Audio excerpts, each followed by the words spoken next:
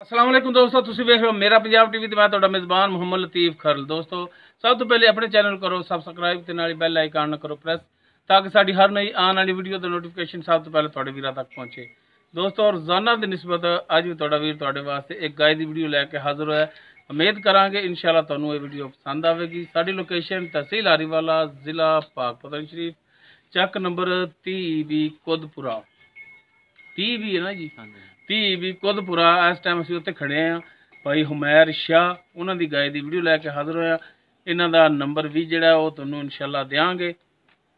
भाई मैं सब तो पहले आके अपना नंबर दे दो, बाज़ गल्ल बाद च याद नहीं रहिंदा। बाज़ दोस्त हाँ जी भाई मैर शाह नंबर दो अपना 0347 35 14 392 व्हाट्सएप नंबर जिहड़ा बिल्कुल व्हाट्सएप एक दफा फिर 0347 35 14 392 ठीक हो गया जनाब।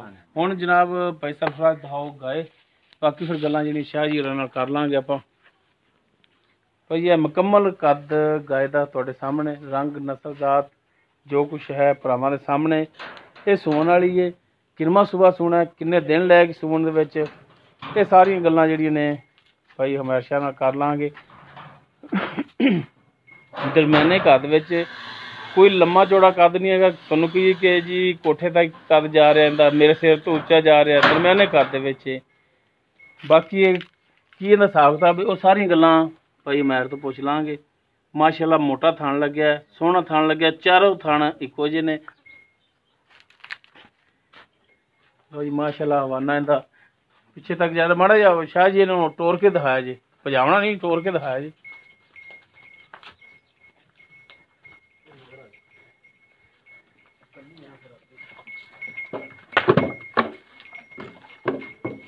लो जी माशाअल्लाह टुंड फुंड में बिल्कुल ठीक है।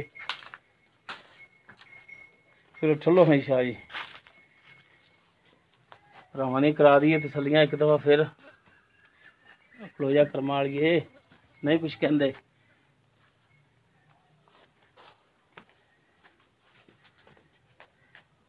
चारों थान माशाअल्लाह इक्को जे ने, हर एक चीज़ कैमरे की नज़र भरावां दे सामने।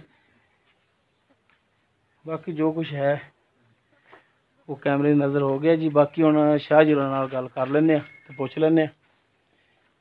आओ जी शाह जी इधर आ जाओ, उदा देगा थोड़ा जा। अच्छा जी भाई उमैर शाह गल्लां जिहड़ियां करदियां ने सच्चियां खरियां सीधियां सिंपल जी होण। नंबर तुहाडा दे दिता है। कोई भी भरा अगर तुहाडे नाल राबता करे प्यार मुहब्बत नाल अखलाक नाल गल करनी तुसीं ठीक हो गया जी इंशाअल्लाह। गाय अपनी जिहड़ी है ये किस दे विच क्रास है?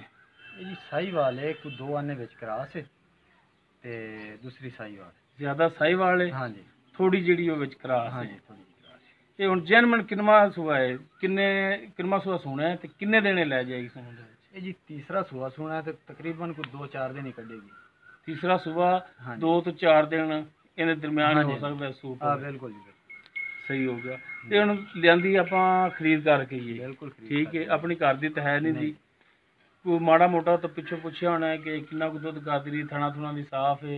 हाँ तत छड़ नहीं मारती, सील है, सहू है? बिल्कुल सील शराफ है, भावें हुण थले बच्चे बह जाण कोई मसला नहीं। अच्छा जी। हाँ जी। दुध पिछले सूए उन्हां मालकां दा कहण है कि करदी रही है 10 तो 11 लीटर 2 टाइम दा? 2 टाइम दा बच्चे छड़ के 10-11 लीटर होती होंगे। 10-11 लीटर। हाँ जी सही हो गया। ये क्योंकि आम मनण वाली गल है। हाँ जी। अगर कहंदे ना 16 जी 18 फिर बंदे थोड़ा ही डाउट हो जाता कि यार ये झूठ वाली गल इहदे विच। अच्छा हुण शाह जी इहदा जिहड़ा मुनासिब जा भरावां वाला जिहड़ा रेट है जानवर नूं वेचण वाला रेट जिहड़ा वो दस जेनमन जे पक्का जिहड़ा रेट वो दस। भाई मुल कराउण तो जिन्ना मर्जी कीती रखिए लेकिन 145 दी आपां गां दे दें।